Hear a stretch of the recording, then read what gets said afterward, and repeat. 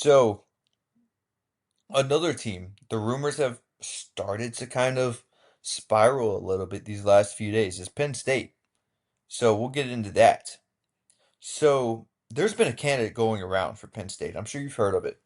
We've heard on the Josh Pat show. We've heard Adam Brenneman tweet about it. Like he tweeted about it a few days ago or about a week ago that there's a shock name out there. It's a mystery candidate. They're calling it a mystery candidate. Nobody really knows who it is. There's a lot of speculation as to who it could be. And here's the layout to kind of what they've explained it to be. They said you could take 15 guesses and not guess it. And they said that he's not been talked about or discussed in any other coaching searches and that he would be a weird fit for Penn State. I tweeted out yesterday on my Twitter that if I were Penn State and you want to go out and get a proven winner because you fired James Franklin to go out and get another winner, someone who you think can come in and win more games. So you're not really, I mean, you can take the boomer bust route, but more likely after firing a guy like James Franklin, you do want to go out and get a guy that you know can win games. So, you know, if you don't want to go the G5 route and didn't go Bob Chesney, I tweeted out that I think you go out and you make like a Lincoln Riley to USC or Brian Kelly to LSU type of move that we saw a few years ago, meaning a move that nobody's really expecting to happen. Maybe a coach that they would think would stay put at where they are because they're succeeding so much right now. I'm dialing the phone up and I'm calling Kalani Sitake right now and trying to pry him away from BYU. You know, I think that's the guy that they've been talking about. I think the guy is Kalani Sitake. Wouldn't be shocked at all if it were to be Kalani Sitake. You know, he's a great football coach. He's taken BYU to, I mean, it seems like likely they're most likely in the college football playoffs this year with a freshman quarterback who transferred in late. People forget that Bear Bachmeier was not there for the whole spring practice as he transferred from Stanford after their head coach got fired. So one of the main questions is can he recruit in the region that Penn State really succeeds in? If he can, I'd like to assume he would still recruit that Utah region that he's currently in, which is rapidly growing in terms of like high school football and development, player development at the next level. You know, high school football in Utah is really on the rise. You have schools like Lone Peak and Corner Canyon and some others that BYU is heavily recruited, like really this year and even in the past. So if you're Penn State and you do think that if you so like basically what I'm saying is if you're Penn State, do you also think that there's a possibility that you get Bear Bachmeier or Ryder Lyons that is committed right now to BYU?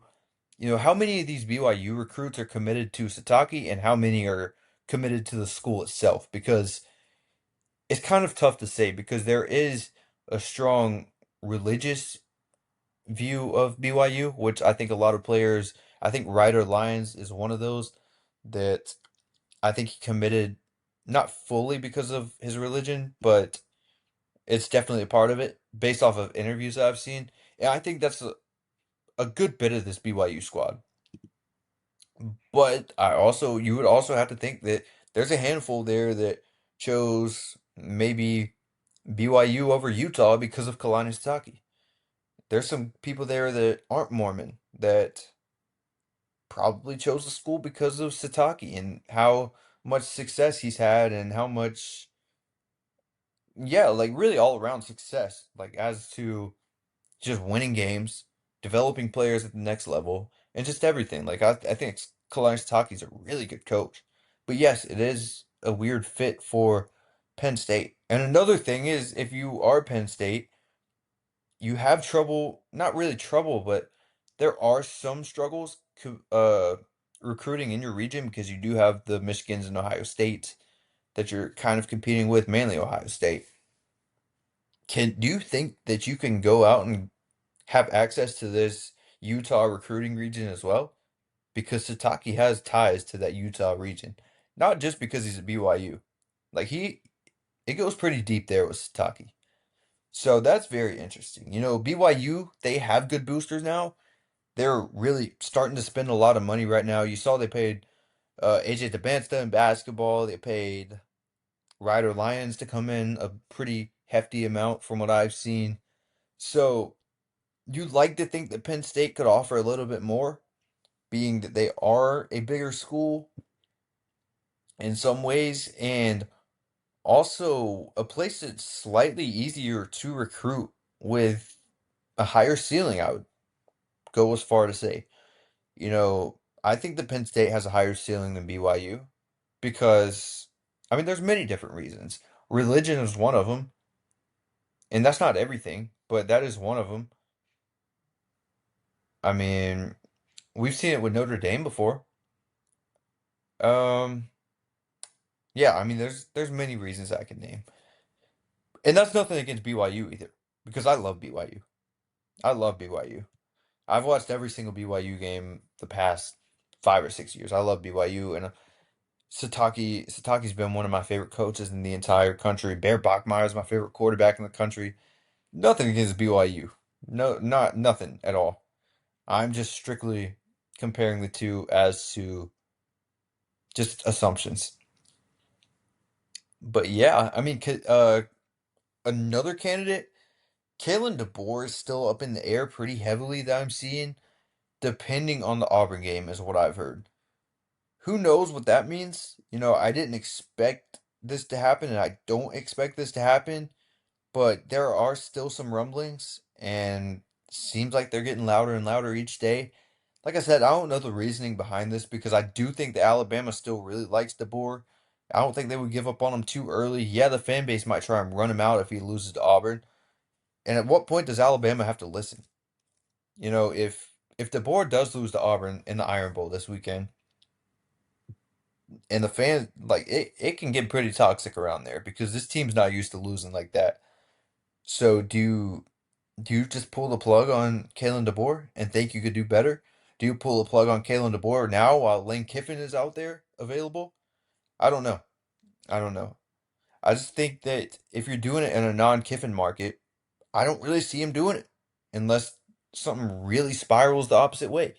Because I can't think of any candidates out there that you would really hire. Do you go out and get Kenny Dillingham? I feel like that's not much different than you going out and getting Kalen DeBoer. You know, so I don't know what's up with that. I don't see it happening, but like I said, there still are rumblings. He has Penn or not Penn State, but he has Pennsylvania connections. I don't know. I don't know. I've heard reports saying that the Iron Bowl could be big, whether to Kalen DeBoer is available or not. I still don't see them firing DeBoer, even if he were to lose this game. But I don't. We'll see. We've seen crazier. That's all I'm gonna say. For a little while, it looked like Eli Drinkwitz was the guy for Penn State. I think that Drinkwitz has now fallen out of the search for Penn State. I think that he is in negotiations with Missouri on a contract extension there. If not, then Florida's heavily after him if they don't land Kiffin, or at least that's the word that you hear. I don't know how much truth there is to that, but I know that they have been tied to Eli Drinkwitz. Um, so yeah, I do think that Penn State is out of the race there. I expect them to probably stay at Missouri at this point, especially with these last few weeks he's had. Like the second half of the season hasn't been the greatest for him, and people are really bringing up his record against ranked teams, and that's kind of prying some people away, as of the fan bases at least. So yeah, I do expect them. I do expect Penn State to make a decision soon. I'm hearing that they want a decision before December 2nd, which is next Tuesday. So any day now, we should be hearing who the next head coach is at Penn State. So keep an eye out on that.